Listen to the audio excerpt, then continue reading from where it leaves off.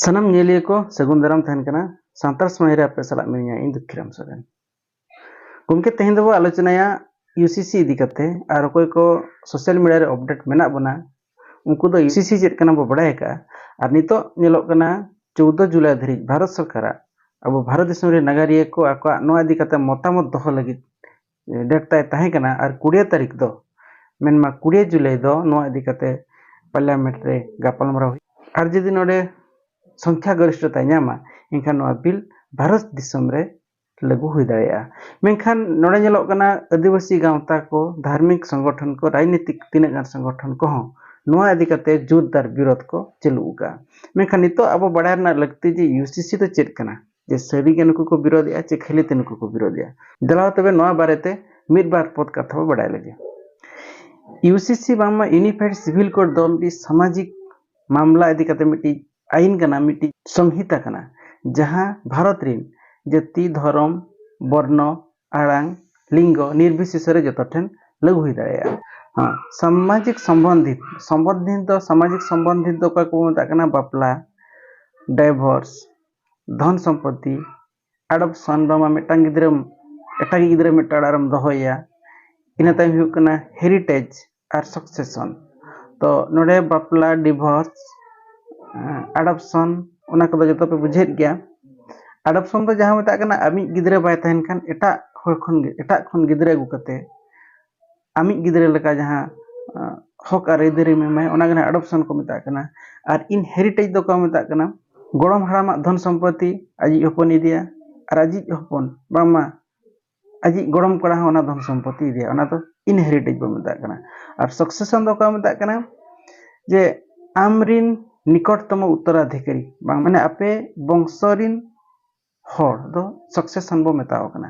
तो नुकु को संपत्ति चितान रे चेत चेत अधिकार मेना ओकालका अधिकार मेना बामा समान अधिकार एगु लगित के नोआ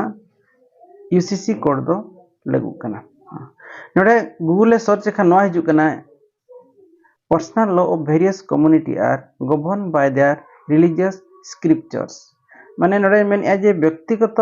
जहाँ तीन अब लॉ तब मेना जो व्यक्तिगत तब नियम मेना व्यक्तिगत अब जहाँ अधिकार मेना नोआ दो अब भारत ना संविधान लेखाते तो बांग चलुग कना नोआ दो रिलीजियस स्क्रिप्चर्स माने धर्मीय ग्रंथ बाइबल जहाना कुरान और हिंदू धर्म को जहागे हिंदू धर्म को धर्म ग्रंथ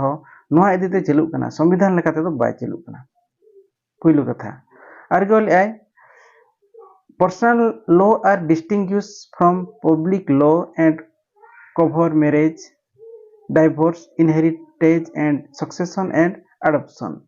इनखान नोआ पर्सनल लॉ दो डिस्टिंग्विश बनाया माने तफात बनाया संविधान ना नियम सला ओका क्षेत्र रे डाइवोर्स क्षेत्र रे मैरिज क्षेत्र रे इनहेरिटेज सक्सेशन और एडॉप्शन क्षेत्र रे नोआ को माने मुई बुझेत पिया नोआ क्षेत्र रे डिस्टिंग्विश बनाया पार्थक्य बनाया संविधान ना नियम भिन्न थान कना और को जहां रिलीजियस स्क्रिप्चर्स मेन में धर्मीय ग्रंथ रेना नीति नियम तक भिन्न थान कना ओनाते ओना भितर रे सुलुक सगे बाय थान कना जहां चे भारत रिन हर मिट्टी नागरिक ठेन मिट लेका नियम चलुक कन खान आर मिट नागरिक ठेन आर मिट लेका नियम चलुक कना तो ओना तफात आलो हिजु लगित नोआ यूसीसी दो भारत सरकार लागू लगित कुरुमुटुया यूसीसी चेदा लागू कना नासे नासे आपे को भोग रे हेजना तो नोआ चेदा लागुया भारत रे नोआ नियम लागुया स्वाधीनता मांग खन 1930 मसीहा रे जवाहरलाल नेहरू नोआ लागू लगे कुरुमुटु लेथन मेनखान आइरिन जहां तिना सपोर्टर को ताहे कना आइरिन नेता को ताहे कना नुई को विरोध ले गया तो नितो हो नोआ को विरोध ले गया आपे मिटा कथा क्लियर पिया जे भारत सरकार जहां तिना नीति नियम लागुआ बामा जहां तिना आर्टिकल हिजुआ नोआ दो आर्टिकल 13 इदी कते हिजुआ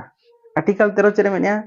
भारत स्वाधीनता मांग रे जहां तिना नीति नियम को आपया कस्टमरी लॉ को जहां गे ताहेन धर्मीय विश्वास जहां गे ताहेन ओना ताहे दाड़ेया मेनखान ओना नियम ओना नीति नियम ओना आईन जदी मिट होड़ा व्यक्तिगत अधिकार चेतारे खिरना बाय गुइया आर जदी खिरना एगुइया एनखान ओना दो इनवैलिडोआ ओना लॉ दो तपे निजोआ तो उनका लेका गे अब मेनदा नितो ट्रिपल तलाक हो स्वाधीनता मांग खन ताहे कान ताहे जे ट्रिपल तलाक पे था मेन के खान मिड हर आय तला के एमदाय मेनखान मिट्टांग होड़ा ओंडे ते क्षतिना जहां पर सुप्रीम कोर्ट रे केस के आय सुप्रीम कोर्ट रे केस काते ओना ट्रिपल तलाक दो इनवैलिड मेंते देखाव के आय नो मिट्टा अब डिस्क्रिमिनेशन हुई कना नागरिक चेतान रे दूसरे लेकाते नितो हो अब हिंदू धर्म हर को कुड़ी को संपत्ति अधिकार मुसलमान धर्म हर को संपत्ति अधिकार भिन्न गया उनका के हिंदू धर्म हर को दो मिट्टी बखान बारिया बापला रेना बचुक खान मुसलमान धर्म हर को दो नितो ढेर कुड़ी दोहरना व्यवस्था में उनका के अब आदिवासी को हो सांतार हर दो सांतार कोड़ा दो मिट्टा खन बारिया एरा दाया और कुड़ी दो मिट्टा खन बारिया जाय दो बाय दो दाई कना तो नो नकना तिना गान डिस्क्रिमिनेशन हिजुक कना नोआ को जतो हर लगित समान नीति नियम बना लगित नोआ भारत सरकार दो नोआ कोड अगु लगित एक कुरुमुटुया नेलो कना नितो नोआ इदी कते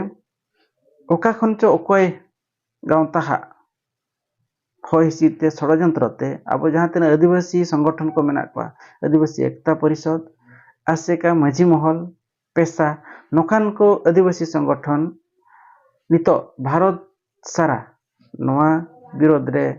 प्रदर्शन को देखाया तो नुकु का नोआ कारण पीछे रे चेत मेना चेदा को देखाया ओना दो आको को बड़ाया आपे को पे बड़ाया मेनखान इन दो निना मेना जे आदिवासी संगठन जहां धार्मिक संगठन राजनीतिक संगठन मेना को सामाजिक संगठन मेना को नुकु को मदरे आदिवासी सेंगल अभियान गे यूसीसी दे सपोर्टिया और सपोर्टिया मेनते उनी प्रिंट मीडिया रे लई आय सोशल मीडिया रे लई आय नेशनल न्यूज चैनल रे लई आय और एटा गांवता को दो नोआ खाली विरोध के को विरोधिया और विरोध बेड़ा रे हो जेलो कना जे नोआ जहां एगुई लगित मोदी सरकार नुई विरोध ते दो बाको मेनिया बारिपदा रे निया धा सुंदर मोहन हेम्ब्रम नुकिन दो ओने विरोध तला खन सालखान मुर्मू बामा सिंगल अभियान विरोध ते मेनिया चिकाते सालखान अभियान चिकाते सिंगल अभियान नोय सपोर्ट का मेनखान को रिपोर्टर गमके कहो जहां तीरे उन ढेर मुद्दा नेलो कना भारत सरकार रेना अब सारना धर्म हुयु अब आड़ांग हुयु अब हेमंत सरकार अब लगी जतो रेज जवा के बना ओना हुयु नुकु एटा जाति को एसटी कना ओना हुयु आर गे नुकु अडी ढेर मुद्दा मेना ओना को बांग राकाब कते खाली सालखान विरोध रेगे आको मोचा रे कुकली हिजु कना ठीक गया विरोध ना जतो हड़ा गे अब संवैधानिक अधिकार मेना विरोध दाय अब मेनखान जहां बो विरोधा अब आगाम नागाम नितो नेल ठिकाते विरोध खान भागिया और कोई राजनीतिक प्रेशर ते कोई संगठन को प्रेशर ते कोई पर्दा पछरना प्रेशर ते विरोध दो अब मिटी गांवता के लोकहसा हुयुरना कारण हुई दाया अब जहां तना गांवता को मेना को सांता आदिवासी गांवता को मेना को ऑलचिकी सारना धर्म नोआ सपोर्ट रे बांग दाबी कते नय यूसीसी विरोध रे दाबी अब सावता लगी तीना भागिया अब को लगी अबरिन आगाम जेनरेशन को लगी तीना भागिया ओना आपे कमेंट करते लई पे मा ताले तेन नोआ खाटो माछा वीडियो आपे को नासचेना कमिरे लगा मेनते आस ताहिन कनी दोसर वीडियो रे बने पामा।